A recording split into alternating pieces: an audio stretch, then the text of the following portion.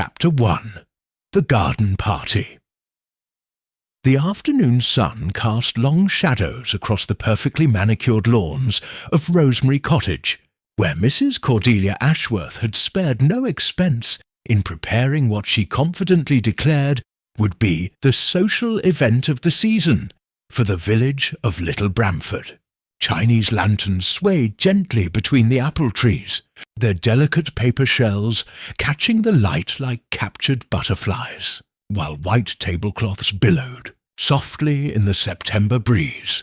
Miss Jane Marple adjusted her wide-brimmed hat and surveyed the gathering with the quiet satisfaction of someone who had lived long enough to appreciate the simple pleasure of a well-organized village function.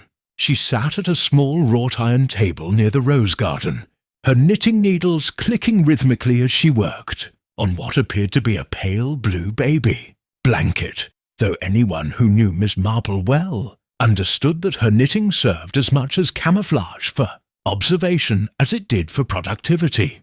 "Quite a turnout, wouldn't you say, Miss Marple?" chirped Mrs. Dolly Bantry, settling her considerable frame into the adjacent chair with a satisfied sigh. "Though I must say Cordelia has outdone herself this year. Those cucumber sandwiches are simply divine. And did you try the salmon mousse? Extraordinary." Miss Marple's pale blue eyes twinkled with gentle amusement. "Indeed, Mrs. Bantry. Though I confess I'm rather more interested in watching our fellow guests than sampling the refreshments. Human nature, you know, is far more nourishing to the mind than even the finest canapés." Across the lawn, their hostess moved with the calculated grace of a woman who had spent considerable time perfecting the art of social orchestration.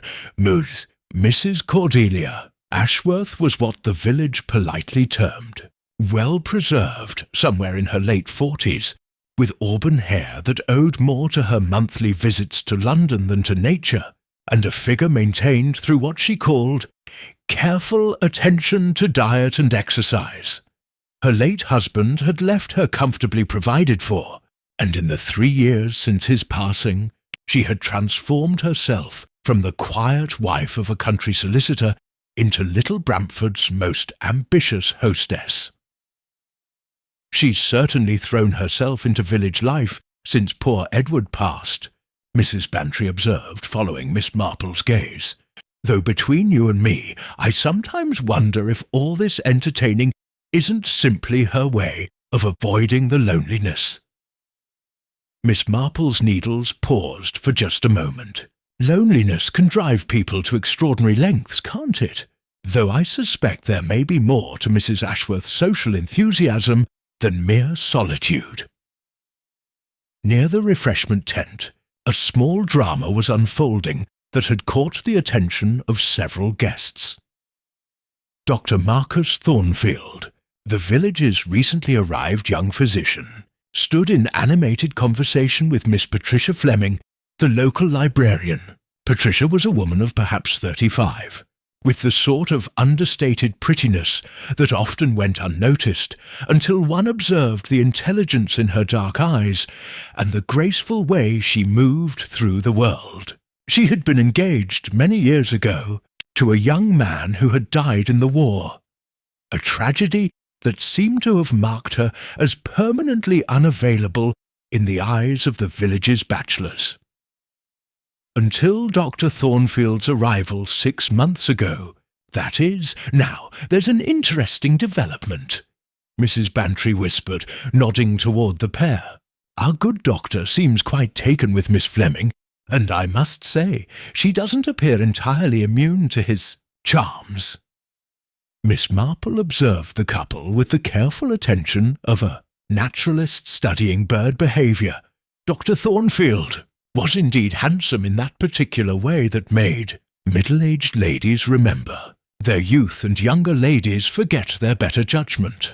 Dark-haired and confident, with the sort of smile that suggested he was accustomed to getting his way, he had quickly established himself as both an excellent physician and an eligible bachelor worthy of considerable village speculation. "He does seem quite charming," Miss Marple murmured, though I couldn't help but notice that Mrs. Ashworth herself appeared rather interested in the good doctor when he first arrived. I wonder if Miss Fleming's apparent success in that quarter might have prompted some disappointment. As if summoned by their conversation, Mrs. Ashworth approached Dr. Thornfield and Miss Fleming, her social smile firmly in place. Even from a distance, Miss Marple could observe the subtle tensions that immediately sprang to life. The way Miss Fleming's shoulders tensed slightly, the doctor's momentary hesitation before introducing the two women, and Mrs. Ashworth's brittle laugh as she made some comment that caused Miss Fleming to excuse herself rather abruptly. "Oh my," breathed Mrs. Bantry, "that didn't look particularly cordial," before Miss Marple could respond. Their attention was diverted by the arrival of another guest who seemed to carry his own particular cloud of tension. Mr. Gerald Whitmore, the village's retired bank manager, approached their table with the measured steps of a man carrying a considerable burden. His usually immaculate appearance showed signs of strain. His grey moustache needed trimming. His suit showed wrinkles that suggested a restless night, and his hands trembled slightly as he raised his teacup to his lips. "Good afternoon, ladies," he said, his voice carrying only a shadow of its usual authority. "Lovely party, isn't it? Mrs. Ashworth has certainly spared no expense." Miss Marple tilted her head slightly, the gesture of a robin considering a particularly interesting worm. "Indeed, Mr. Whitmore, though you seem somewhat preoccupied this afternoon. I do hope nothing is troubling you." The question, asked with Miss Marple's characteristic gentle concern, seemed to strike Mr. Whitmore like a physical blow. His teacup rattled against its saucer as he set it down, and for a moment his carefully maintained composure cracked entirely. "Troubling? No, nothing troubling at all," he said quickly, his voice rising just enough to attract curious glances from nearby guests. "Why should anything be troubling? Beautiful day, lovely party, charming company. Nothing troubling whatsoever." With that rather unconvincing assurance, he hurried away toward the house, leaving Miss Marple and Mrs. Bantry exchanging meaningful looks. "That man is in serious distress," Mrs. Bantry observed. I haven't seen Gerald Whitmore so rattled since, well, I'm not sure I've ever seen him rattled. He was always the picture of banking respectability." Miss Marple had returned to her knitting, but her fingers moved more slowly now, and her attention remained fixed on the various small dramas unfolding around them. The afternoon was developing the sort of undercurrent that reminded her of the moments before a summer thunderstorm. Everything appeared peaceful on the surface, but the air itself seemed charged with potential energy. "People do carry such burdens," she said softly, "and sometimes at the most unexpected moments, those burdens become unbearable." The shadows were growing longer now, and the party had reached that comfortable stage where conversations had become more intimate, voices softer, and inhibitions slightly lowered by the excellent sherry Mrs. Ashworth had been serving with such generous hospitality. It was precisely the sort of moment when secrets might slip out, when carefully maintained facades might crack, and when the peaceful surface of village life might reveal the deeper currents running beneath. Miss Marple adjusted her knitting and prepared to observe whatever revelations the evening might bring, unaware that before the sun set completely, little Bramford's tranquil afternoon would be shattered by an event that would test every assumption the villagers held about their neighbours and themselves. Chapter 2. Shadows and Secrets.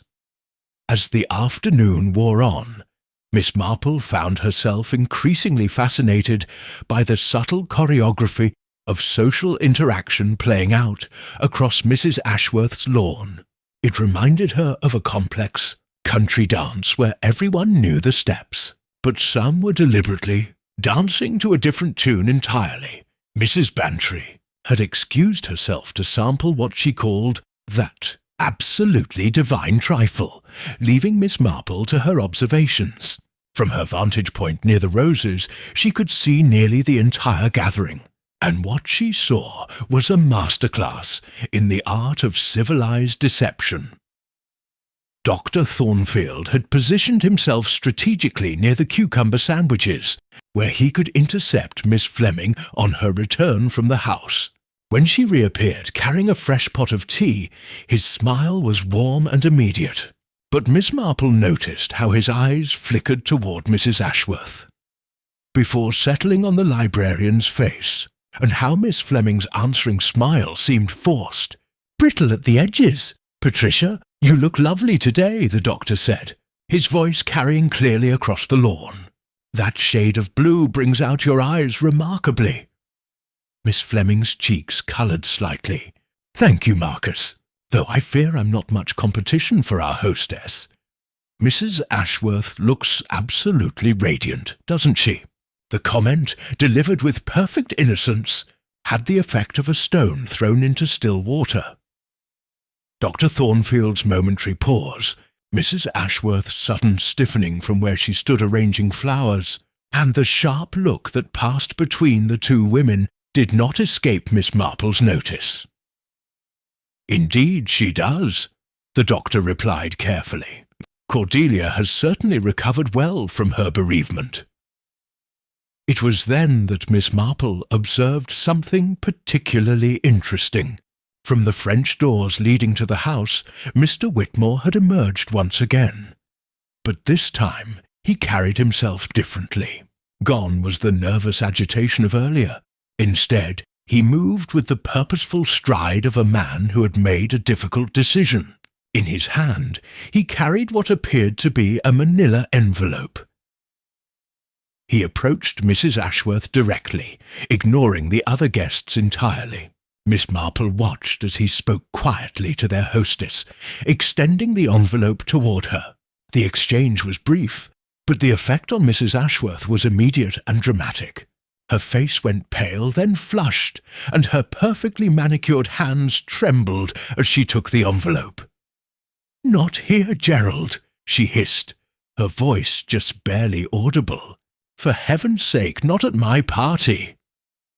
"It can't wait any longer, Cordelia," Mr. Whitmore replied, his voice steady but grim. "You know as well as I do that certain matters have a way of surfacing." Mrs. Ashworth's laugh was sharp enough to cut glass. "How dramatic you've become in your retirement. Very well, but give me until tomorrow morning. Surely you can grant me that much consideration. Until tomorrow, then, but no longer." Mr. Whitmore tipped his hat to her and walked away, leaving Mrs. Ashworth clutching the envelope as if it contained something venomous. Miss Marple's knitting needles had stopped moving entirely. In her considerable experience, manila envelopes passed at garden parties rarely contained anything as innocent as recipes or charitable donation requests. They typically held documents of a far more compromising nature, photographs, letters, or financial records that someone preferred to keep private. Her contemplation was interrupted by the arrival of a new character in their unfolding drama. Mrs. Vera Blackwood, the village postmistress, approached with the determined gait of someone bearing important news. Mrs. Blackwood was a woman who took her unofficial role as the village's primary source of information very seriously indeed. "Miss Marple, how lovely to see you," she exclaimed, settling herself uninvited at the small table. "I was just telling Mrs. Henderson that we haven't had such excitement in the village for months. First Dr. Thornfield's arrival, then all this business with the Ashworth property, and now—" She leaned closer, her voice dropping to a conspirative whisper. "Well, I probably shouldn't say, but there's been some very interesting correspondence passing through the post office lately. Letters from London, if you know what I mean. Legal-looking things." Miss Marple regarded her with mild interest. "Legal correspondence can cover such a wide range of matters, can't it? Property transfers, wills, business arrangements." "Oh, yes, indeed. Though some of it has been addressed to our Dr. Thornfield, which I found rather curious. After all, he's only just established his practice here. What would he need with London solicitors already?" Before Miss Marple could pursue this intriguing line of inquiry, their conversation was interrupted by a sharp cry from across the lawn. Miss Fleming had dropped her teacup, the delicate china shattering against the flagstone path. She stood frozen, staring at something in her hands. A slip of paper that had apparently been tucked under her saucer. Dr. Thornfield was immediately at her side, his medical instincts evident in the gentle way he guided her to a nearby chair. "Patricia, what is it? You look as though you've seen a ghost." Miss Fleming's hands shook as she folded the paper quickly, tucking it into her handbag. Nothing at all, just clumsiness on my part. I'm afraid I'm not feeling quite well. Perhaps I should go home." "Nonsense," Dr. Thornfield said firmly. "You're pale as milk. Let me drive you home properly." "No!" The word came out more sharply than Miss Fleming had clearly intended. Several guests turned to look at them. She forced a smile and lowered her voice. "That is, thank you, but I'd prefer to walk. The fresh air will do me good." She gathered her things quickly and headed for the garden gate, leaving Dr. Thornfield standing alone among the broken china, his handsome face clouded with concern, and something that looked very much like suspicion. Mrs. Blackwood leaned toward Miss Marple again. "Well, I never! What do you suppose that was about?" Miss Marple had been wondering the same thing, particularly about the mysterious note that had so disturbed the usually composed librarian. In her experience, anonymous messages at social gatherings were rarely harbingers of good news. The party's atmosphere had shifted noticeably. Where earlier there had been the pleasant hum of genteel conversation, now there were pockets of tense whispers and meaningful glances. Mrs. Ashworth moved through her guests with mechanical courtesy, the manila envelope nowhere to be seen, but its effects clearly visible in her strained smile and distracted responses. As the sun began to sink lower in the sky, casting longer shadows across the garden, Miss Marple found herself thinking of something her dear nephew Raymond had once told her about theatrical productions. "The first act, Aunt Jane," he had said, "is all about setting the stage and introducing the players, but the real drama doesn't begin until someone's secret starts spilling out." Looking around at the carefully composed faces of her fellow villagers, Miss Marple had the distinct impression that little Bramford's secrets were already beginning to stir, like leaves before a storm. And in her long experience with human nature, she knew that when secrets began to surface in a small village, the consequences were rarely as gentle as a summer breeze. The evening was still young, but already Miss Marple sensed that this particular garden party would be remembered for far more than Mrs. Ashworth's excellent refreshments and beautiful Chinese lanterns. Chapter 3. The Discovery. The golden hour of late afternoon had settled over little Bramford like a painter's gentle wash, transforming Mrs. Ashworth's garden into something resembling a scene from a romantic novel. The remaining guests had arranged themselves in comfortable clusters, their voices softened by good food and the mellowing effects of excellent sherry. Yet beneath this veneer of contentment, Miss Marple detected the unmistakable electricity that preceded dramatic events. Mrs. Bantry had returned from her culinary expedition, her face flushed with satisfaction and gossip in equal measure. "My dear Jane, she whispered urgently, settling back into her chair with considerable rustling of taffeta. "You'll never guess what I overheard by the refreshment tent. I suspect you're going to tell me regardless," Miss Marple replied mildly, her fingers working steadily at her knitting, while her eyes continued their systematic survey of the gathering. Mrs. Henderson was speaking with the vicar's wife about Dr. Thornfield. Apparently, he's been asking rather pointed questions about property values in the village, specifically about properties that might be coming on the market soon. Mrs. Bantry leaned closer, and furthermore, he's been seen having rather lengthy conversations with Mr. Jameson at the estate agency. Miss Marple's eyebrows rose slightly. In her experience, newcomers to a village typically spent their first year establishing their professional practice and social connections. Those who immediately began investigating property investments often had either excellent business instincts or information not available to the general public. "How curious," she murmured. "One wonders what might prompt such urgency in a man who has only recently arrived." Their conversation was interrupted by the appearance of Mrs. Ashworth herself, moving toward them with the determined stride of a hostess intent on maintaining social equilibrium despite mounting personal crises. Her earlier pallor had been expertly disguised with powder and rouge, but no amount of cosmetic artistry could entirely mask the tension around her eyes.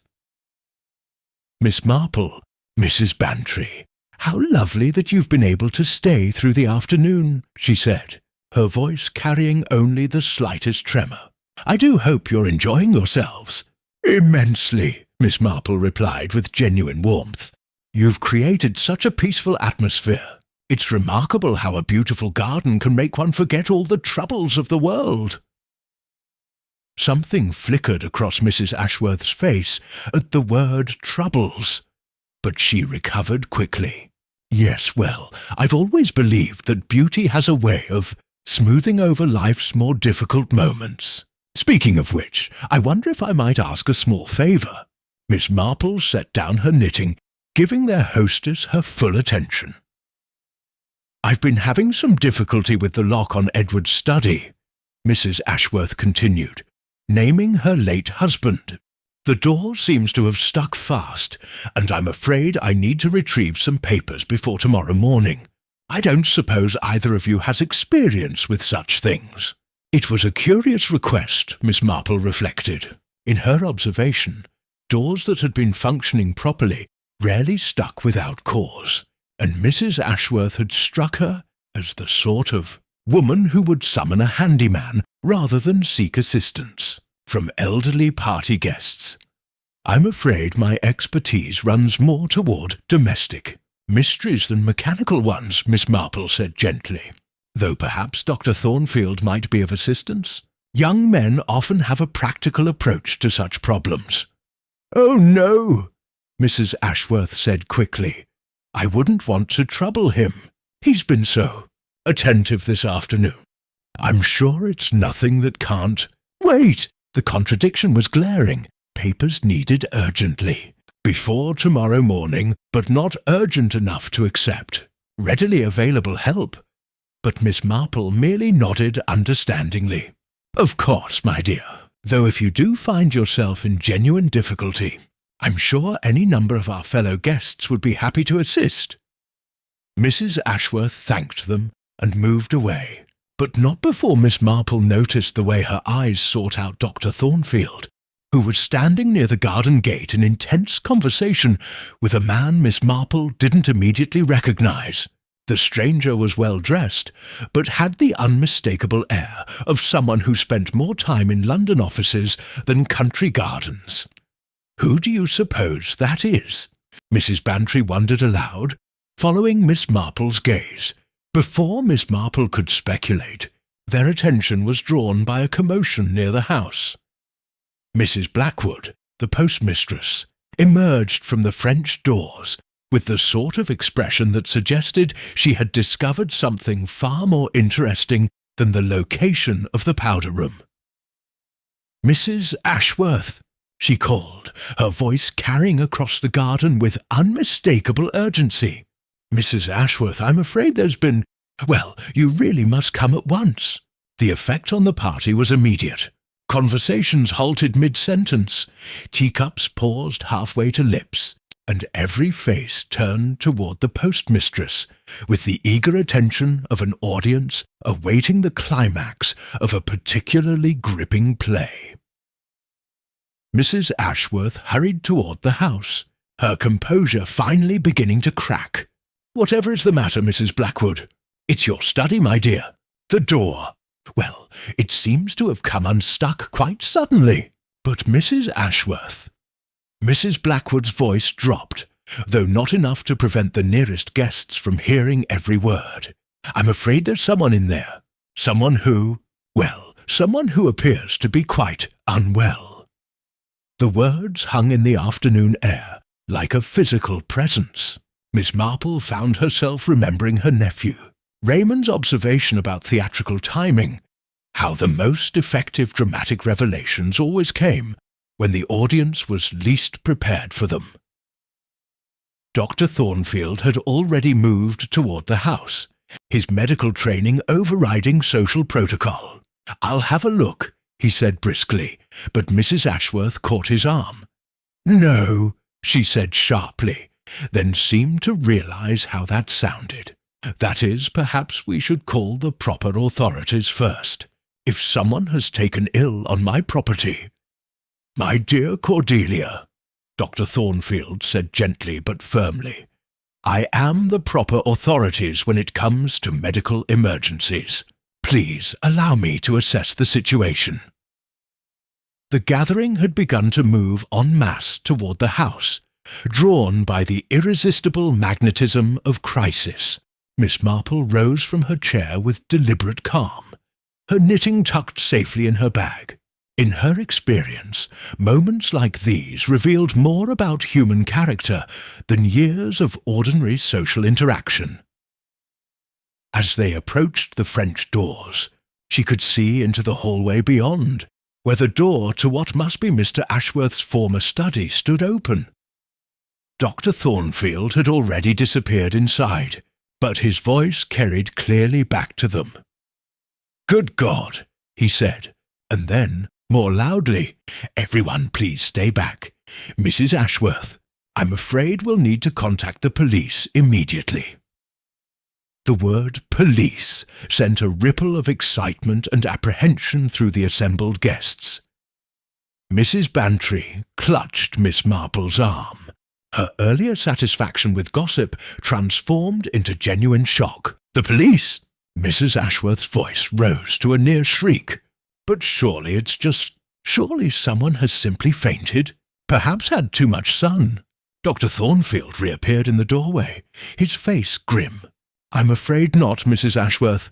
The gentleman in your study is quite beyond any medical assistance I might provide, and given the circumstances—" He paused, his gaze sweeping over the assembled guests. "Given the circumstances, I believe this matter requires immediate police attention." Miss Marple found herself studying the faces around her with renewed interest. In her considerable experience with human nature, the moments immediately following the discovery of a body were often more revealing than any formal investigation that might follow. Fear, guilt, relief, and calculation all had their distinctive expressions, and she was pleased to note that several of her fellow guests were providing excellent examples of each. The peaceful afternoon had indeed come to an abrupt end, just as she had sensed it would. What remained to be seen was which of little Bramford's carefully guarded secrets would prove to have been worth killing for. Chapter 4. Questions and Suspicion. Arrival of Inspector Davies and Sergeant Mills 20 minutes later brought with it the peculiar transformation that always accompanies the official acknowledgement of violent death. What had been a social gathering became a crime scene. Elegant guests became potential witnesses, and the comfortable assumptions of village life suddenly seemed as fragile as Mrs. Ashworth's shattered composure. Inspector Davies was a solid, methodical man in his 50s who approached his work with the patience of someone who had learned that murder investigations were rarely as straightforward as they initially appeared. He surveyed the assembled guests with the measured gaze of a farmer assessing livestock, noting details that would prove relevant later while maintaining the sort of professional courtesy that kept witnesses cooperative. "Ladies and gentlemen," he began, his voice carrying the authority of someone accustomed to being obeyed, "I understand this has been a shocking afternoon for all of you. The gentleman in the study has been identified as Mr. Harold Finch, a solicitor from London. He appears to have died from what we're treating as suspicious circumstances." Miss Marple felt, rather than saw, the ripple of reaction that passed through the group at the victim's identification. Mrs. Ashworth's face went white as porcelain, while Dr. Thornfield's expression became unreadable. Most telling of all was Mr. Whitmore's visible start of recognition, followed immediately by an attempt to fade into the background of the assembled crowd. "Harold Finch," Mrs. Bantry whispered to Miss Marple. "I've never heard the name before. Have you?" Miss Marple shook her head slightly, though she was beginning to form some interesting theories about why a London solicitor might have found his way to Mrs. Ashworth's study on this particular afternoon. The timing, coupled with Mr. Whitmore's earlier delivery of that manila envelope, suggested connections that went beyond mere coincidence. Inspector Davies continued his preliminary address. "I'll need to speak with each of you individually, but first, I'd like to establish some basic facts. Mrs. Ashworth, as the hostess, perhaps you could tell me about Mr. Finch's presence at your party today." Mrs. Ashworth's hands fluttered like trapped birds.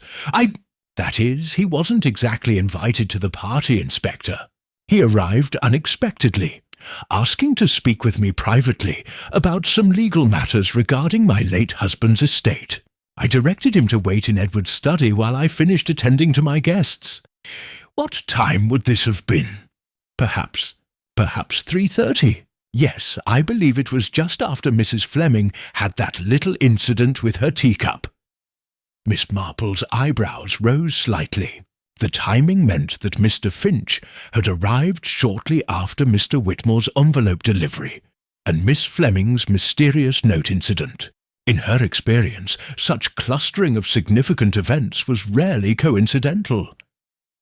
"And when did you last see Mr. Finch alive?" Inspector Davies inquired. "When I showed him to the study. I told him I would join him as soon as possible, but—" She gestured helplessly at the garden full of guests. There were so many people to attend to. Dr. Thornfield stepped forward, his medical authority giving him confidence to interject. "Inspector, I examined the body briefly before your arrival. Based on what I observed, I'd estimate death occurred sometime between 4 and 5 o'clock this afternoon."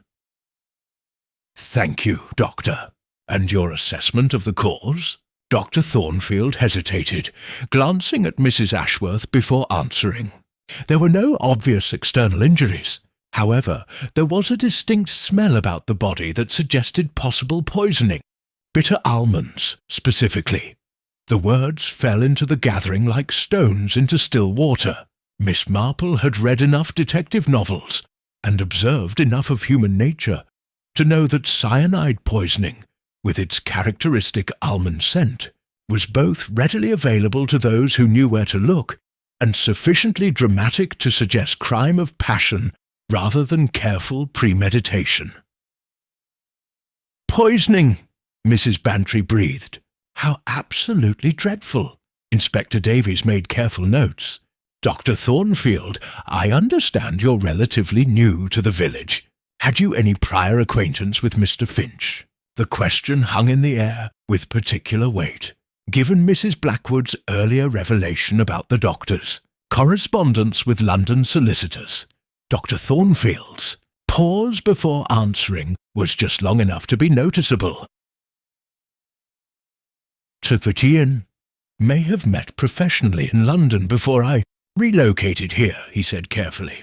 The legal and medical communities in the city often intersect, particularly in matters of estate planning and professional liability. Miss Marple found this answer fascinating for what it didn't say. In her experience, when people described their relationships in such vague professional terms, there were usually personal complications that made direct acknowledgement uncomfortable. Inspector Davies turned his attention to the group as a whole. I'll need to know if anyone else here had previous contact with Mr. Finch, or observed anything unusual about his behaviour or appearance this afternoon. The silence that followed was pregnant with unspoken knowledge. Finally, Mr. Whitmore cleared his throat with obvious reluctance. Inspector, I believe I should mention that Mr. Finch had contacted me several weeks ago regarding certain financial irregularities that had come to light in connection with the late Mr. Ashworth's business affairs. Mrs. Ashworth's gasp was audible across the garden. Gerald, you never mentioned any irregularities to me. Mr. Whitmore's face flushed deeply. I had hoped to resolve the matter quietly, without distressing you unnecessarily. Edward was my oldest friend, Cordelia. I wanted to protect his reputation if possible. What sort of irregularities? Inspector Davies asked with the sharpened attention of a hound catching a scent. Missing funds from client accounts, Mr. Whitmore admitted reluctantly. Nothing enormous, you understand, but significant enough to attract attention from the Law Society. Mr. Finch was investigating on their behalf. The revelation cast an entirely new light on the afternoon's events. Miss Marple reflected that financial scandal had provided the motive for countless murders throughout history, particularly when reputations and social standing were at stake. A dead solicitor could tell no tales, but his investigation files presumably continued to exist. Mrs. Ashworth, Inspector Davies said gently but firmly, I'll need to ask whether you were aware of these allegations against your late husband. Certainly not. The response came too quickly, too vehemently. Edward was the most honest man who ever lived. Whatever Mr. Finch thought he had discovered, it was clearly a mistake. Miss Marple observed that Mrs. Ashworth's protestations had the particular shrillness that often accompanied desperate denials. In her experience, wives were rarely as ignorant of their husbands' business irregularities as they claimed to be, particularly when those wives had suddenly acquired sufficient means to host elaborate garden parties and employ extensive household staff. Dr. Thornfield moved closer to Mrs. Ashworth, in a gesture that appeared protective, but which Miss Marple noted also positioned him to monitor her responses closely. Inspector, surely this is all speculation at this point. Perhaps it would be better to conduct these inquiries more privately. I appreciate your concern, Doctor, but in murder investigations, privacy often works against the truth. Inspector Davies's tone was polite, but unyielding. Now then, I'd like to speak with whoever discovered the body. Mrs. Blackwood stepped forward with the eager air of someone who had been waiting for precisely this moment. That would be me, Inspector. I was looking for the powder room, and Mrs. Ashworth directed me toward the house.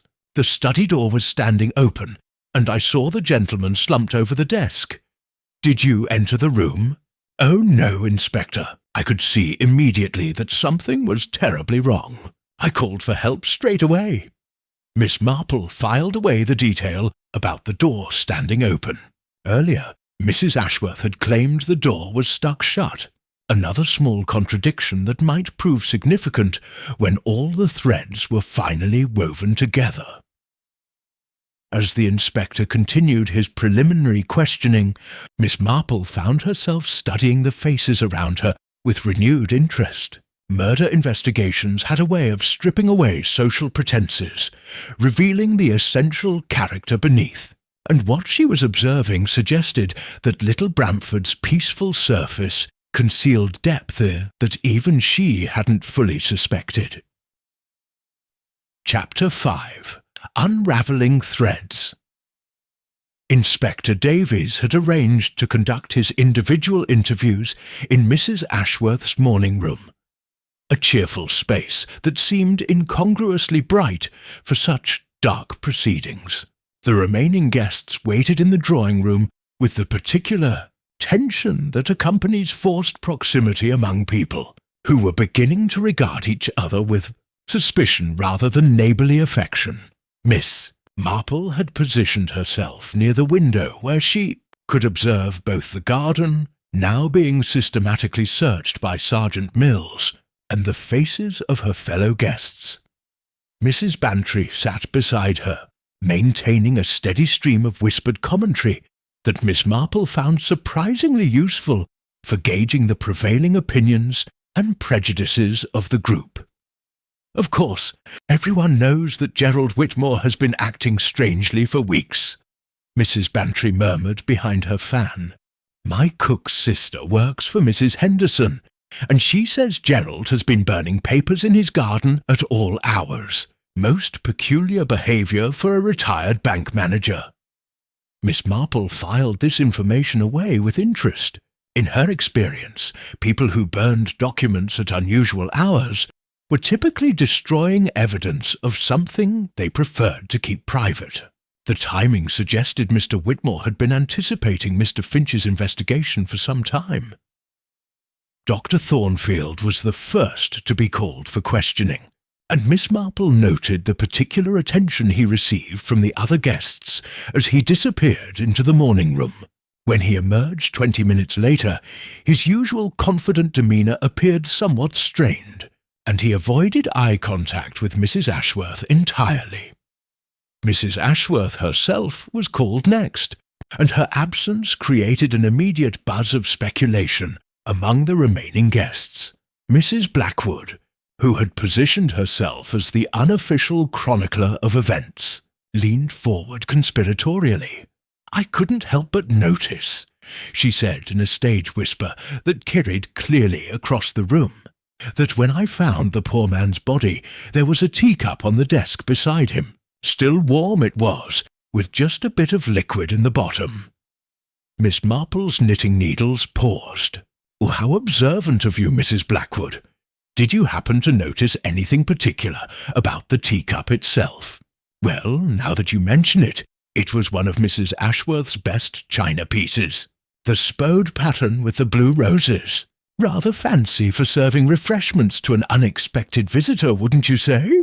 Indeed it would, Miss Marple reflected. In her experience, hostesses typically used their second-best china for unannounced guests, reserving the finest pieces for planned entertaining. The use of expensive china suggested either unusual respect for the visitor or a desire to create a particular impression. Mr. Whitmore was called for his interview next, and his obvious reluctance to leave the safety of the group was palpable. As he passed Miss Marple's chair, she noticed his hands were trembling slightly, and there was a fine sheen of perspiration on his forehead, despite the evening's cooling temperature. Poor Gerald, Mrs. Bantry observed. He looks positively ill, though I suppose discovering that one's oldest friend was embezzling funds would be quite a shock. Miss Marple considered this comment carefully. It would indeed be shocking to discover such a thing, she said mildly, though one wonders whether the greater shock might come from discovery or from exposure. The distinction was subtle but significant. In Miss Marple's observation, people reacted differently to learning unwelcome truths than they did to having their existing knowledge made public. Mr. Whitmore's behaviour suggested a man grappling with consequences rather than revelations. When Mrs. Ashworth returned from her interview, her earlier composure had cracked visibly. Her face was blotchy with tears hastily wiped away, and her hands shook as she reached for the brandy Dr. Thornfield offered her. Most tellingly, she seemed to have aged several years in the span of 30 minutes. "My dear Cordelia," Mrs. Bantry said with genuine sympathy, "this must be absolutely dreadful for you. First losing Edward, and now this terrible business with allegations about his practice." Mrs. Ashworth's laugh was bitter and sharp. "Allegations," she repeated. "Yes, that's one way to put it, I suppose. The response was curious," Miss Marple noted. Someone truly innocent of knowledge about financial irregularities would typically express outrage or disbelief. Mrs. Ashworth's tone suggested resignation rather than surprise, the voice of someone whose worst fears had been confirmed rather than someone learning shocking news for the first time. Dr. Thornfield moved to sit beside Mrs. Ashworth, his gesture protective but his eyes watchful. "The inspector seems thorough," he said carefully. "I'm sure he'll get to the bottom of this unfortunate business quickly." "Unfortunate," Mrs. Ashworth repeated faintly. Yes, that's certainly one way to describe it. Miss Marple found herself increasingly intrigued by the undercurrents of communication flowing between Dr. Thornfield and Mrs. Ashworth. Their exchange had the quality of people discussing subjects they couldn't address directly, each word carefully chosen to convey meaning beyond its surface definition. Mr. Whitmore emerged from his interview looking distinctly worse for wear. His usually pristine appearance was dishevelled, his tie askew, and his hair mussed as though he had been running his hands through it repeatedly. He moved toward his coat with obvious intent to leave, but Inspector Davies appeared in the doorway before he could make his escape.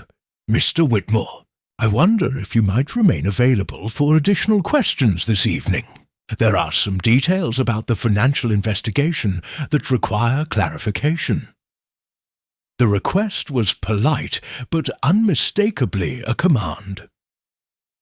Mr. Whitmore's shoulders sagged as he returned to his chair, and Miss Marple noticed that he avoided looking at Mrs. Ashworth entirely. Inspector Davies surveyed the remaining guests with the methodical gaze of someone taking inventory. "Miss Fleming, I understand you left the party early this afternoon. I'd appreciate speaking with you about your observations before your departure." But Miss Fleming was nowhere to be seen.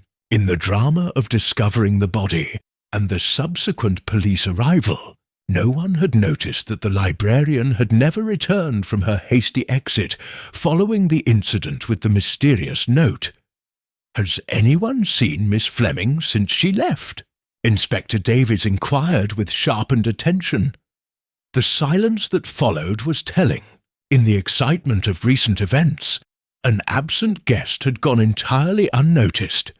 Mrs. Blackwood cleared her throat apologetically. "I believe she mentioned feeling unwell, Inspector. Said she needed fresh air and intended to walk home."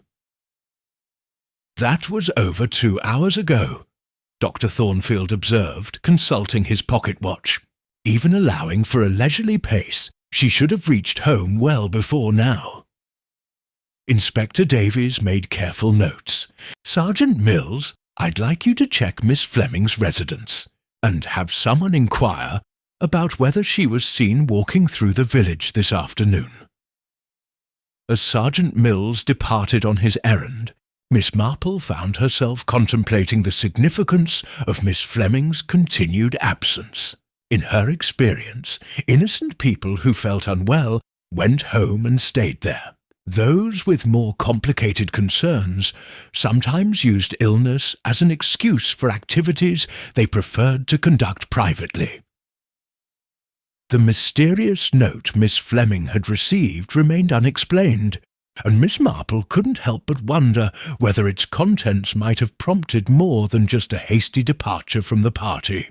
In murder cases, she had observed, the people who disappeared often proved to have the most interesting stories to tell. The evening shadows were lengthening now, and the cheerful garden party had transformed into something much darker. As Inspector Davies prepared to continue his questioning, Miss Marple reflected that little Bramford's secrets were emerging like flowers after rain. Beautiful, perhaps, but growing from soil that had been concealing some very unpleasant truths. Chapter 6. Hidden Motives. Sergeant Mills returned from his errand with news that sent a fresh ripple of unease through the assembled guests. Miss Fleming was indeed at home, but she had arrived only minutes before his visit, claiming to have spent the afternoon walking the countryside to clear her head. More intriguingly, she had changed her clothes entirely and appeared to have washed her hair. Curious behaviour for someone suffering from a headache, Inspector Davies observed dryly. I'll want to speak with Miss Fleming first thing tomorrow morning. Miss Marple found this development particularly fascinating. In her experience, people who felt compelled to wash and change clothes after claiming illness were usually attempting to remove evidence of activities they preferred not to explain. The timing of Miss Fleming's return, just as the police investigation was well underway, suggested either remarkable coincidence or careful calculation. Mrs. Ashworth had grown increasingly agitated during Sergeant Mills's report.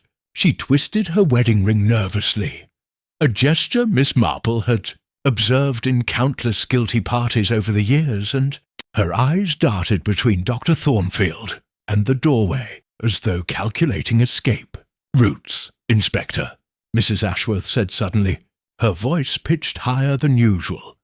"I've just remembered something that might be important. When Mr. Finch arrived, he mentioned that he had spoken with someone else in the village before coming to see me, someone who had provided him with additional information about Edwards, about the alleged irregularities." Inspector Davies looked up from his notebook with sharpened interest. "Did he mention who this person might have been?" "No, but he seemed quite pleased about whatever he had learned, said it would make his investigation much more straightforward." Mrs. Ashworth's hands continued their nervous manipulation of her ring. "I assumed at the time that he was simply trying to impress upon me the seriousness of the situation." Miss Marple observed this revelation with considerable interest. In her experience, when witnesses suddenly remembered crucial information, it was often because they had decided it was safer to reveal it themselves than risk having it discovered independently. Mrs. Ashworth's timing suggested she knew precisely who had spoken with Mr. Finch and was attempting to control how that information emerged. Dr. Thornfield shifted uncomfortably in his chair. "Mrs. Ashworth, are you certain about this? Earlier you seemed quite surprised by the entire situation." The exchange between them carried undertones that Miss Marple found increasingly significant. Dr. Thornfield's question sounded less like clarification than like a warning, and Mrs. Ashworth's response came with the quick defensiveness of someone whose story was beginning to unravel. "Of course I'm certain," she snapped. "Just because I was shocked by Edward's alleged actions doesn't mean I wasn't paying attention to what Mr. Finch told me." Mr. Whitmore, who had been sitting in miserable silence since his interview, suddenly looked up with an expression of alarm. "Cordelia, perhaps you should consider—" "Consider what, Gerald?" Mrs. Ashworth's voice took on a dangerous edge. "Consider protecting the reputation of a dead man who may have been stealing from his clients. Consider allowing his crimes to remain hidden while an innocent person suffers suspicion." The outburst was revealing in several ways. Miss Marple noted that Mrs. Ashworth had shifted from denying her husband's guilt to defending her right to expose it, a significant change in position that suggested her earlier protestations of ignorance had been entirely fabricated. Inspector Davies made careful notes of this exchange. "Mrs. Ashworth, when you say an innocent person might suffer suspicion, are you referring to someone specific?" Mrs. Ashworth's face flushed. But before she could answer, the drawing-room door opened to admit a newcomer who caused every head to turn. Miss Fleming stood in the doorway, her hair indeed freshly washed, and her clothes changed from the blue dress Miss Marple remembered to a simple grey frock that gave her an almost nun-like appearance. "Inspector Davies?" Miss Fleming's voice was steady but carried an underlying tension. "I understand you wish to speak with me. I thought it might be better to come here rather than wait until morning." Inspector Davies studied her with the careful attention of a man who had learned to read volumes in the smallest details of appearance and behaviour. "Miss Fleming, thank you for coming. I understand you left the party rather suddenly this afternoon." "Yes, I wasn't feeling well. The heat, you know, and perhaps a touch of something I ate." Miss Fleming's eyes swept the room, lingering briefly on each face before settling on Mrs. Ashworth. "I heard about poor Mr. Finch. How absolutely dreadful." Miss Marple watched this performance with fascination. Miss Fleming's expression of sympathy was perfectly appropriate, but there was something in her tone that suggested the death was dreadful, in ways beyond mere human tragedy. More intriguingly, her gaze had held on Mrs. Ashworth with particular intensity, as though conveying a message that only the two of them understood. "Miss Fleming," Inspector Davies continued, "I'm told you received some sort of note this afternoon that seemed to distress you considerably. Could you tell me about that?" Miss Fleming's composure wavered almost imperceptibly. "A note? I'm afraid I don't recall any note specifically. There was some confusion with the tea service, wasn't there? Perhaps someone mistook my reaction." Mrs. Bantry leaned forward with the eagerness of someone correcting a factual error. "Oh, but my dear, you most certainly did receive a note. We all saw you read it and then drop your teacup. You went quite pale." The contradiction hung in the air like smoke. Miss Fleming's flush of embarrassment was genuine, but Miss Marple suspected it arose more from being caught in an obvious falsehood than from social awkwardness. "Perhaps," Miss Fleming said carefully. "There was some small message about the refreshments or some domestic matter. Nothing that would have any bearing on this terrible business with Mr. Finch." Dr. Thornfield had been watching this exchange with growing tension. "Inspector, surely these details about tea service arrangements are hardly relevant to a murder investigation." His intervention struck Miss Marple as particularly interesting. In her experience, when people attempted to redirect investigators away from specific lines of inquiry, it was usually because those inquiries threatened to expose uncomfortable truths. Inspector Davies, however, was not so easily diverted. Dr. Thornfield, in murder investigations, we often find that the smallest details prove to be the most significant.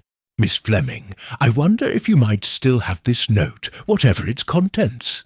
"I'm afraid not," Miss Fleming replied quickly. "As I said, it was nothing important. I'm sure I threw it away." "Where might you have disposed of it?" The question was simple, but it clearly flustered Miss Fleming. Well, there were waste baskets in the house, I believe.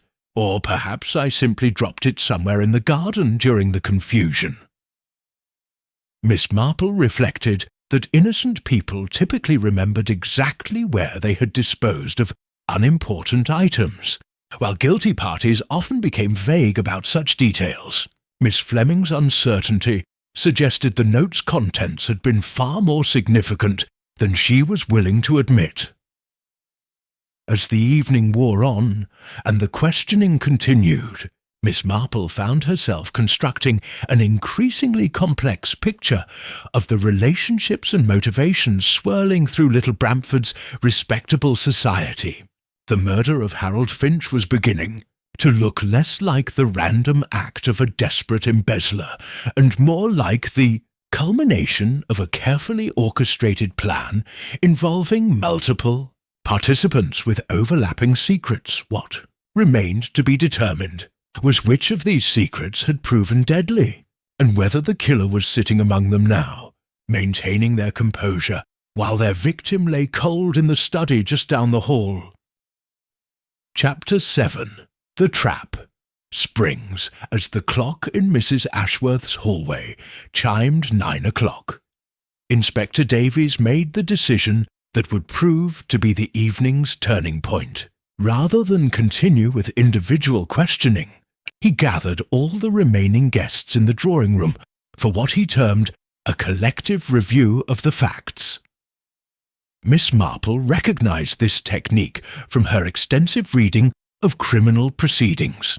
When investigators suspected conspiracy among multiple parties, they sometimes found it more effective to observe group dynamics than to rely on individual testimonies.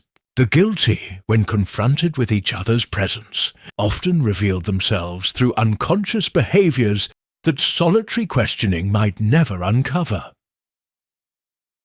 "Ladies and gentlemen," Inspector Davies began, settling himself in the chair that gave him the best view of all assembled faces, "we now have a clearer picture of this afternoon's events. Mr. Harold Finch came to Little Bramford specifically to investigate financial irregularities in the practice of the late Edward Ashworth. He arrived at this party having already spoken with at least one village resident who provided him with additional evidence."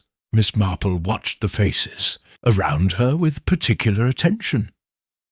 Mrs. Ashworth's continued ring-twisting had intensified, while Dr. Thornfield maintained the sort of rigid posture that suggested considerable internal tension.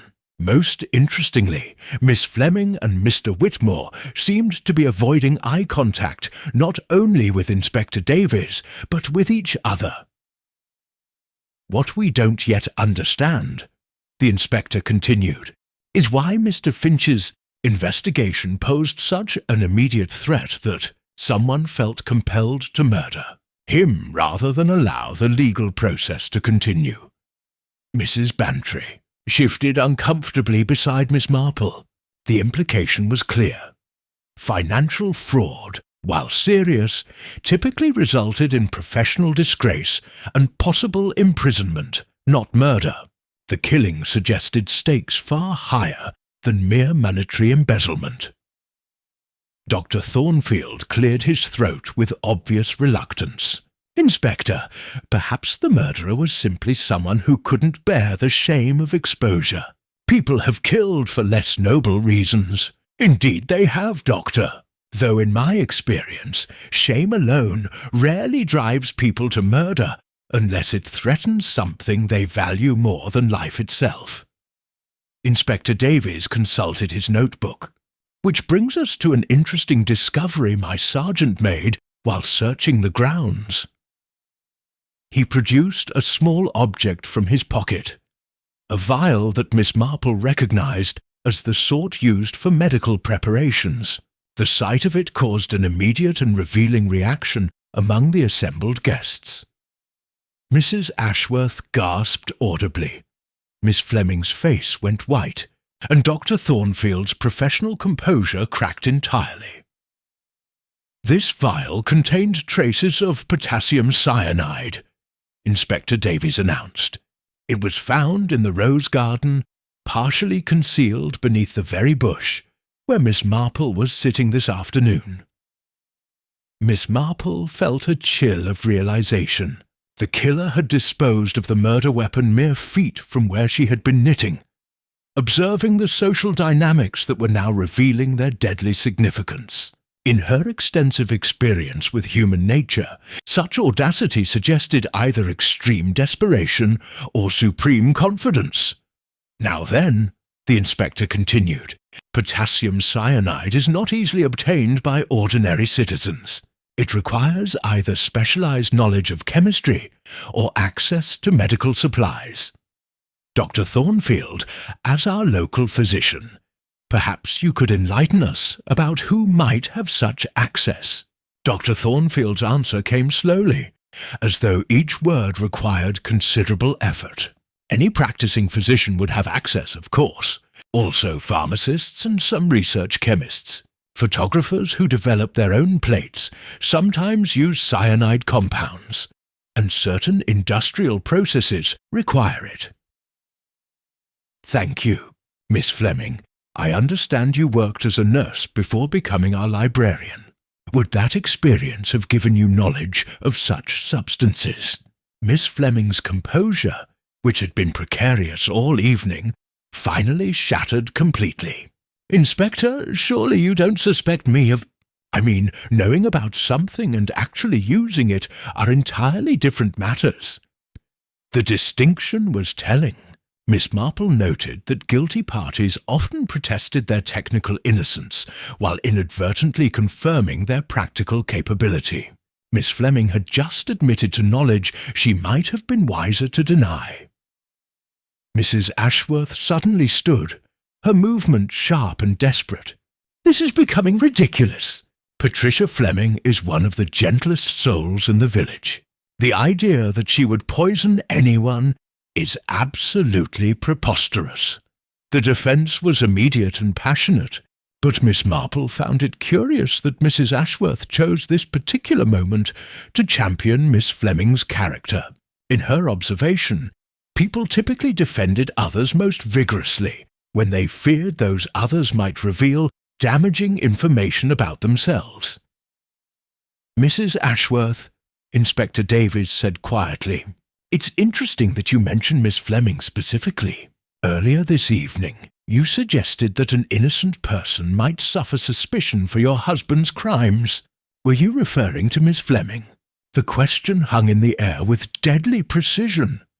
Mrs. Ashworth's face cycled through several expressions: surprise, calculation, and finally a sort of desperate resolve. Inspector, you must understand that the situation is far more complicated than it appears. Edward's financial irregularities weren't simple embezzlement. They were attempts to cover losses that had already occurred. Mr. Whitmore made a sound that might have been a groan. Cordelia, please don't what, Gerald? Don't tell the truth. Don't explain that you were the one who lost the money in the first place through your gambling debts. Mrs. Ashworth's voice rose to near hysteria. Don't reveal that Edward was trying to protect his oldest friend by covering the missing funds with money from other accounts. The revelation struck the room like lightning. Miss Marple felt the pieces of the puzzle shifting, revealing new patterns she hadn't previously considered. If Mr. Whitmore had been the original culprit and Edward Ashworth had been covering for him, then the investigation threatened not just a dead man's reputation, but a living man's freedom. Mr. Whitmore buried his face in his hands. It started so small, he whispered, just temporary loans from accounts that seemed inactive. I was certain I could replace the money before anyone noticed. But you couldn't, Inspector Davies observed, his tone neutral but implacable. The horses, they kept losing. And then there were debts to pay, and threats from people who weren't patient about repayment. Mr. Whitmore's voice was barely audible. Edward found out about the missing money during a routine audit. Instead of reporting me, he tried to help. Miss Fleming spoke for the first time in several minutes, her voice strange and distant. And when Edward died, you were left exposed.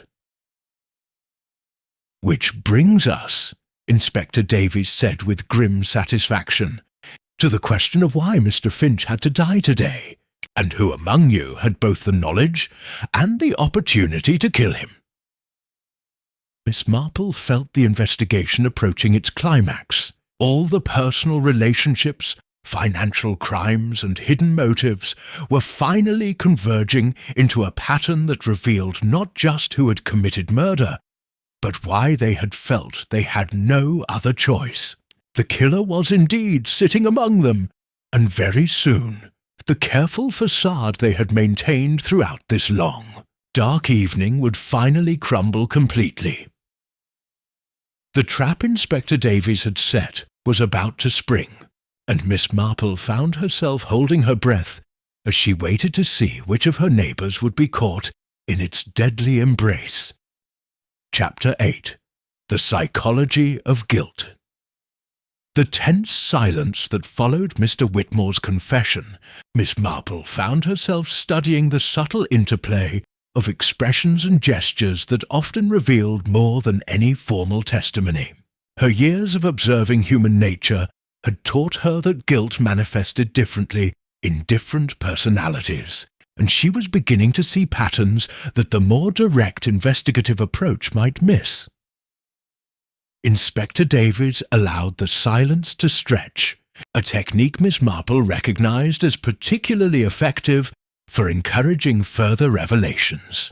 When people were already emotionally vulnerable, the absence of questioning often prompted them to fill the void with information they might otherwise keep hidden. It was Dr. Thornfield who finally broke the silence, his professional composure reasserting itself. "Inspector, while I sympathize with Mr. Whitmore's difficulties, I fail to see how his gambling debts necessarily connect to Mr. Finch's murder. Surely there could be other explanations for this tragedy." Miss Marple noted the careful distance Dr. Thornfield was attempting to maintain from the unfolding scandal. In her experience, innocent bystanders typically expressed shock or sympathy when confronted with such revelations. Those with more personal involvement often focused on logical alternatives that might redirect suspicion away from themselves. "Dr. Thornfield raises an excellent point," Mrs. Ashworth said, seizing upon his suggestion with obvious relief. "After all, Mr. Finch mentioned speaking with someone else in the village. Perhaps that person had reasons we don't yet understand for wanting the investigation to end." The comment was revealing in several ways. Miss Marple observed that Mrs. Ashworth was now actively participating in the effort to redirect the investigation, despite having earlier claimed complete ignorance of the financial irregularities. This suggested a level of coordination between her and Dr. Thornfield that went beyond mere social courtesy. Miss Fleming had remained unusually quiet during these exchanges, her earlier agitation replaced by a watchful stillness that reminded Miss Marple of a cat preparing to spring. When she finally spoke, her words carried a weight that immediately commanded attention. "Inspector," she said softly, "there's something you should know about that note I received this afternoon, the one I claimed not to remember." The admission sent a visible shock through the room. Dr. Thornfield's face went rigid, while Mrs. Ashworth's hand flew to her throat in a gesture of obvious alarm. Mr. Whitmore looked up from his misery with dawning comprehension. "The note," Miss Fleming continued, "contained information about Mr. Finch's investigation that only someone with intimate knowledge of the financial irregularities could have known. It warned me that I was about to be implicated in Edward Ashworth's crimes." Inspector Davies leaned forward with sharpened attention. "Implicated how, Miss Fleming?" "Through my former position as Edward's private nurse during his final illness," she replied, her voice growing stronger as she continued. "I had access to his private papers, his correspondence, his personal effects. Someone might easily claim that I had discovered evidence of wrongdoing and was using it for blackmail purposes." Miss Marple felt a thrill of recognition. The psychology was perfect. Blackmail provided a motive that could easily be attributed to someone in Miss Fleming's position, while simultaneously explaining why she might have been targeted by the real perpetrators of the financial crimes. "Who sent you this note?" Inspector Davies asked. Miss Fleming's eyes swept the room, lingering momentarily on each face before settling on Mrs. Ashworth. It wasn't signed, but the handwriting was distinctive, educated, careful, and written with the sort of fountain pen that's becoming increasingly rare these days. Mrs. Ashworth's face had gone deathly pale. Surely you don't mean to suggest— I'm not suggesting anything, Miss Fleming interrupted with quiet firmness.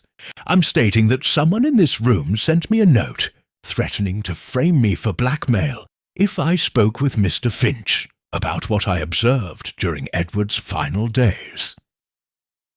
The accusation hung in the air like smoke from a fired pistol. Miss Marple watched the faces around her, noting the complex array of emotions on display. Fear, calculation, and desperate hope warred across features that had maintained social masks throughout the long afternoon and evening. Dr. Thornfield stood abruptly, his movement sharp with tension. This is preposterous. Patricia, surely you realize how this sounds. You're accusing someone of attempted frame-up based on handwriting analysis of an anonymous note that you claim to no longer possess. His defense of the accusation's weakness was interesting, Miss Marple noted, particularly because it focused on procedural concerns rather than emotional outrage. In her experience, innocent people typically responded to false accusations with indignation rather than legal technicalities. Actually, Miss Fleming said with a slight smile that transformed her entire demeanour, I do still possess the note. I lied about throwing it away because I was frightened and needed time to consider my options. She reached into her handbag and produced a folded piece of cream-coloured paper. Inspector, you'll find this quite illuminating, I believe. As Inspector Davids examined the note, his expression grew increasingly grave. The handwriting does indeed appear educated and distinctive. Mrs. Ashworth, I wonder if you might provide us with a sample of your own handwriting for comparison. This is all quite ridiculous, Mrs. Ashworth stammered. Why would I send threatening notes to Patricia Fleming? What possible reason could I have? Miss Marple found herself remembering something she had observed much earlier in the afternoon. The way Mrs. Ashworth's eyes had followed Dr. Thornfield and Miss Fleming during their conversation, and the brittle quality of her laugh when she joined them. Jealousy was a powerful motivator, but it typically didn't lead to elaborate murder plots unless combined with other, more practical concerns, perhaps, Miss Marple said quietly, speaking for the first time since the formal questioning had begun. The reason had less to do with Miss Fleming personally than with what she might reveal about the nature of Mr. Ashworth's final illness. The words fell into the room like stones into still water, creating ripples of comprehension that spread from face to face. Dr. Thornfield's rigid posture became even more pronounced, while Mrs. Ashworth's trembling intensified to the point where she had to grip the arms of her chair for support. "What are you suggesting, Miss Marple?" Inspector Davies asked with the careful attention of someone who recognized expertise when he encountered it. Miss Marple set down her knitting and folded her hands in her lap. "I'm suggesting that Mr. Ashworth's death might not have been entirely natural, and that Miss Fleming, as his private nurse, would have been in a unique position to observe symptoms that might contradict the official cause of death." The silence that followed was absolute. Miss Marple could almost hear the mental calculations taking place as each person in the room considered the implications of this new possibility. If Edward Ashworth had been murdered, then the financial crimes became merely one layer in a much more complex and deadly conspiracy. "You see," Miss Marple continued gently, "once we consider that Edward's death might have been deliberately induced, the entire pattern of this afternoon's events takes on quite a different character.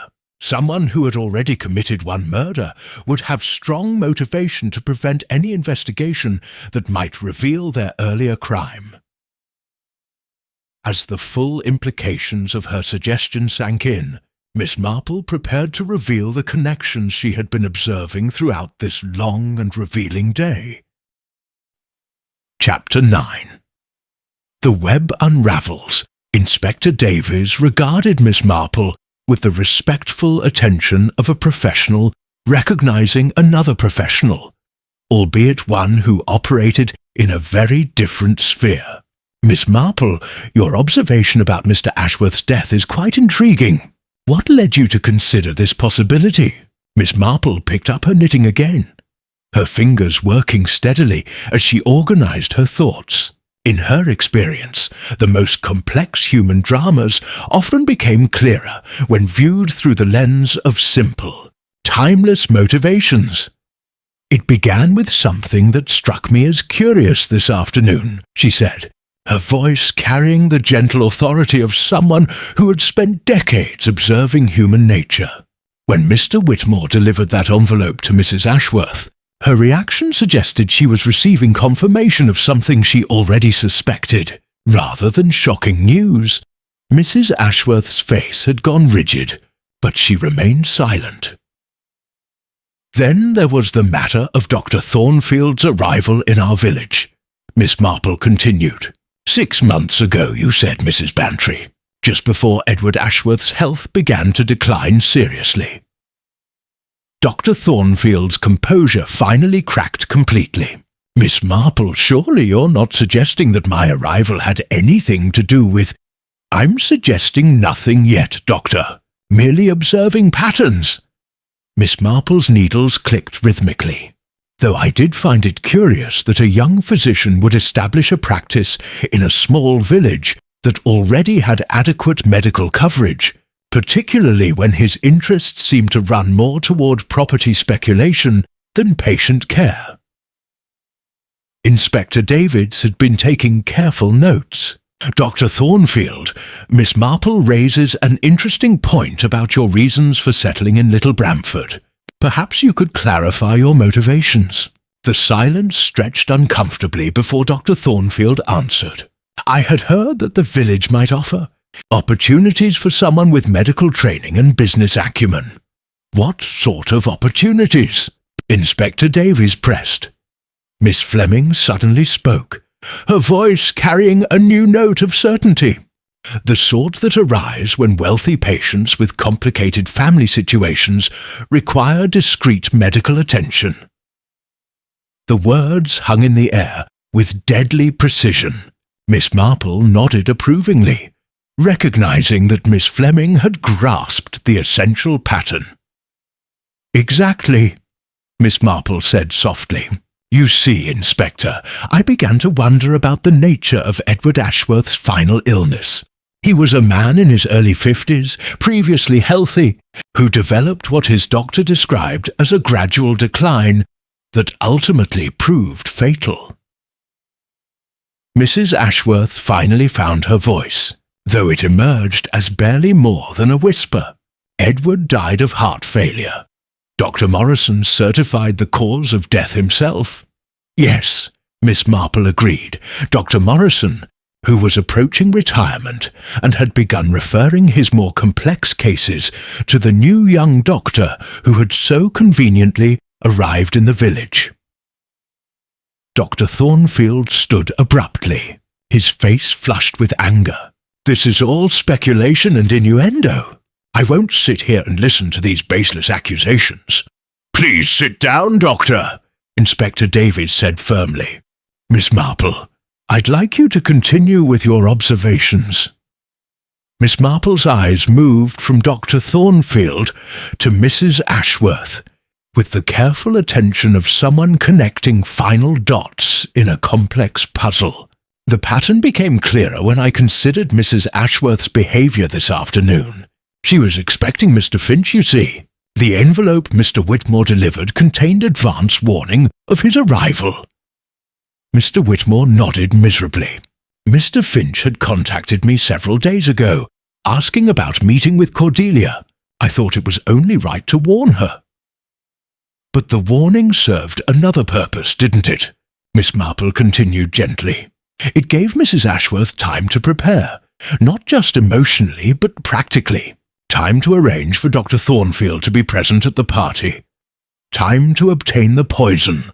Time to plan how Mr. Finch's death might be accomplished while surrounded by witnesses who could provide alibis. Mrs. Ashworth's composure finally shattered completely.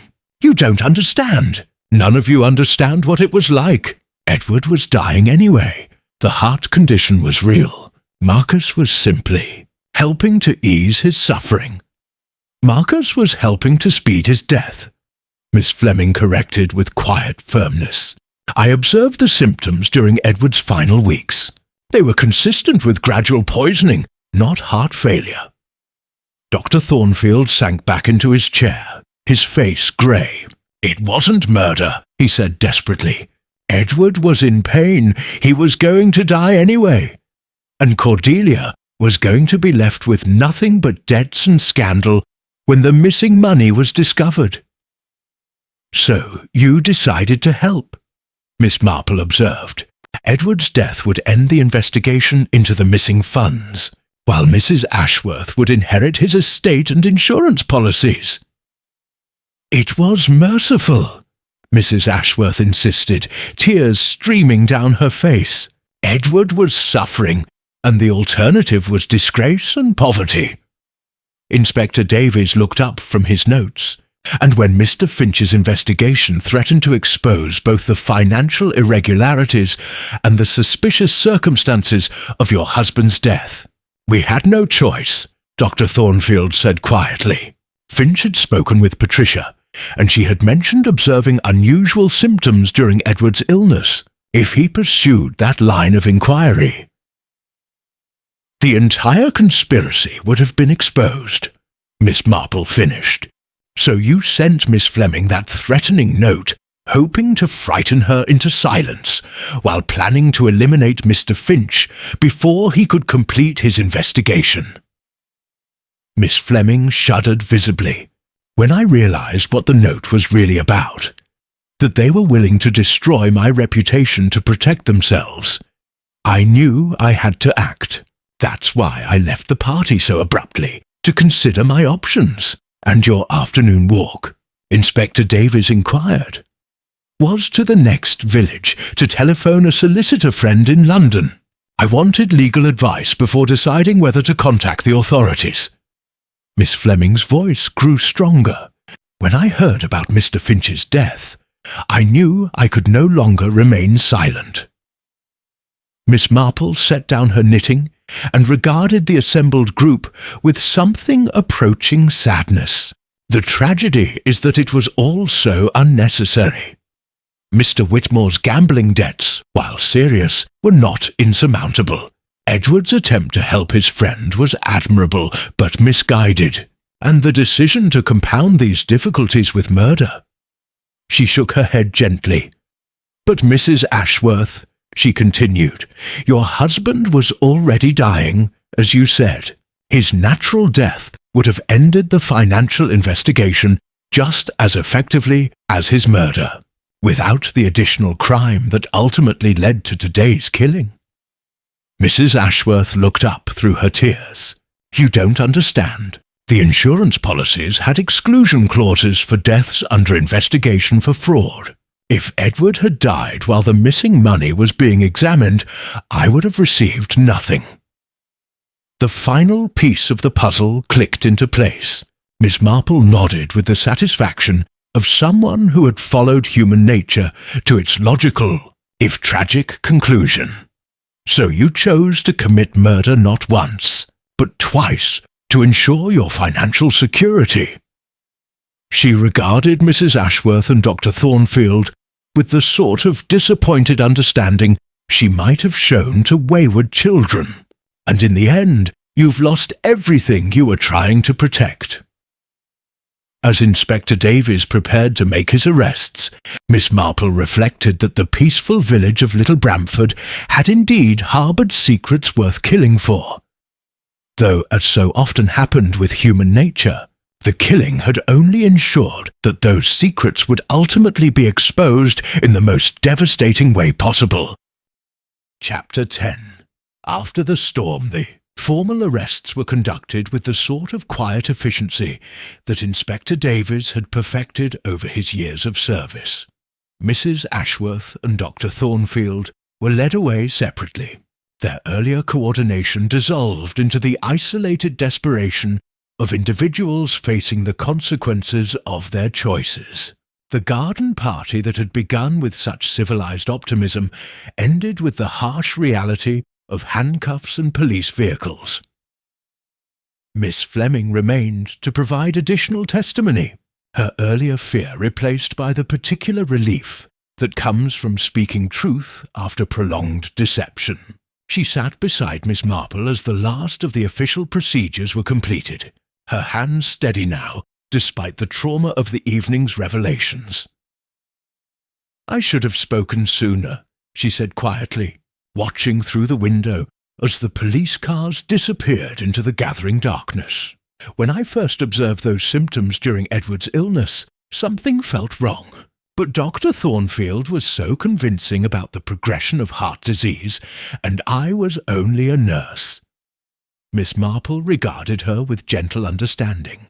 "My dear, you must not blame yourself for the manipulations of others. In my experience, people who commit such crimes are often extraordinarily skilled at making their victims doubt their own perceptions." Mrs. Bantry, who had remained throughout the proceedings in a state of shocked fascination, finally found her voice. "But how could Cordelia do such a thing? I mean, she was married to Edward for 23 years. How does someone poison their own husband?" The question hung in the air with the weight of genuine bewilderment. Miss Marple considered her response carefully, drawing on decades of observing the darker aspects of human nature. "I believe," she said slowly, "that Mrs. Ashworth convinced herself she was being merciful. People have a remarkable capacity for reframing their actions when the alternative is acknowledging their own moral failures." Mr. Whitmore, who had been released but asked to remain available for further questioning, sat slumped in his chair like a man carrying the weight of the world. The revelation that his gambling debts had set in motion such tragic events had clearly devastated him beyond. His earlier confession about the missing funds, "If I had simply faced the consequences of my actions," he said, his voice barely audible, "Edward would still be alive. Mr. Finch would still be alive. Cordelia wouldn't be—" He couldn't finish the sentence. Miss Marple set down her knitting and moved to the chair beside him. "Mr. Whitmore, guilt is a burden that can destroy us if we allow it to do so. Yes, your actions contributed to these tragic events, but you did not choose murder as a solution. That choice was made by others, and they must bear responsibility for their decisions." Inspector Davies, having completed the immediate formalities, returned to collect final details and offer his own assessment of the case. His professional satisfaction was tempered by what Miss Marple recognized as genuine sadness at the human cost of the crimes he had just solved. "Miss Marple," he said, settling into the chair Dr. Thornfield had vacated, "I want to thank you for your observations this evening. Without your insight about the possibility of Edward Ashworth's murder, we might have missed the true scope of this conspiracy." Miss Marple acknowledged his gratitude with a modest nod. "Inspector, I fear I have learned more about human nature than I sometimes wish I knew. When people begin to see murder as a practical solution to their problems, they often find it becomes easier to contemplate with each subsequent occasion." Indeed, Dr. Thornfield's confession was quite complete once he realized the extent of the evidence against them. He claims Mrs. Ashworth approached him initially with the mercy-killing proposal, presenting it as a way to end Edward's suffering while protecting him from the scandal of the financial investigation. Miss Fleming shook her head sadly. Edward wasn't suffering nearly as much as they claimed. Yes, he had a heart condition, but it was manageable with proper medication. The symptoms I observed were consistent with gradual poisoning designed to mimic cardiac decline.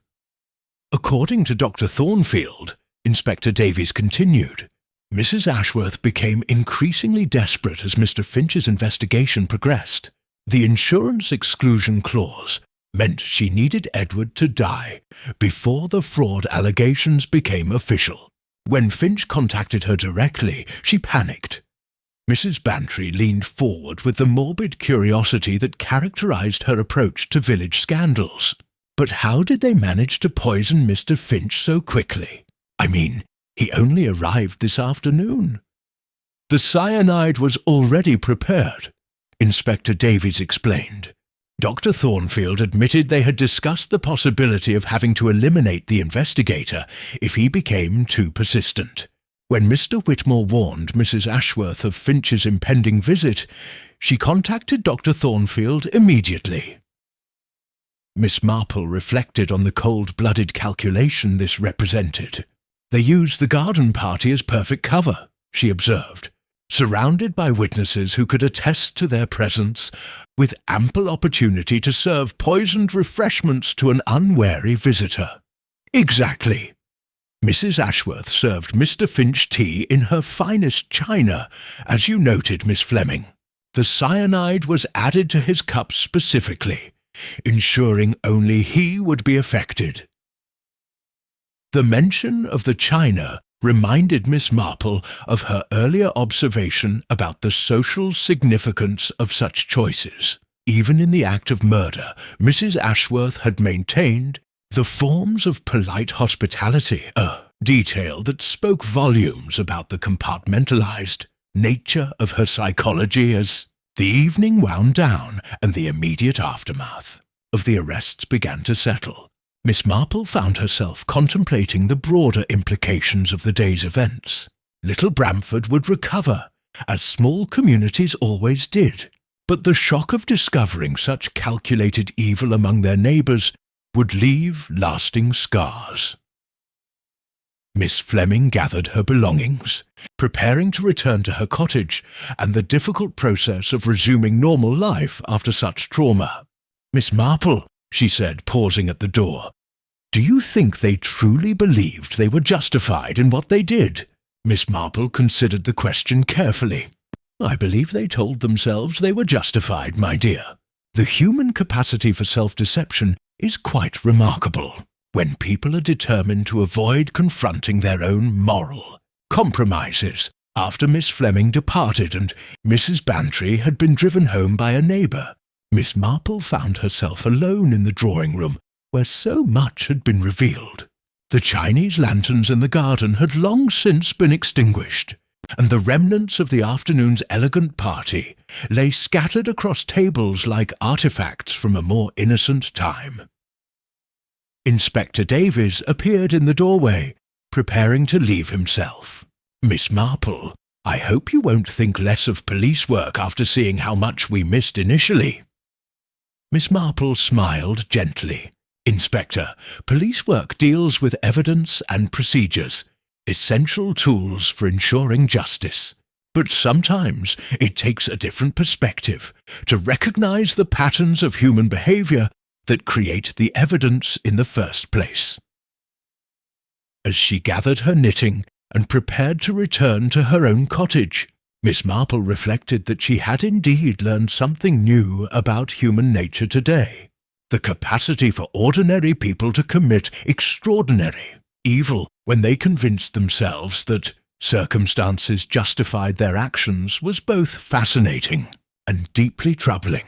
The peaceful village of Little Bramford would sleep uneasily tonight, knowing that the greatest dangers sometimes came not from strangers or obvious criminals, but from neighbours who smiled and served tea while planning murder with the same careful attention they devoted to arranging garden parties.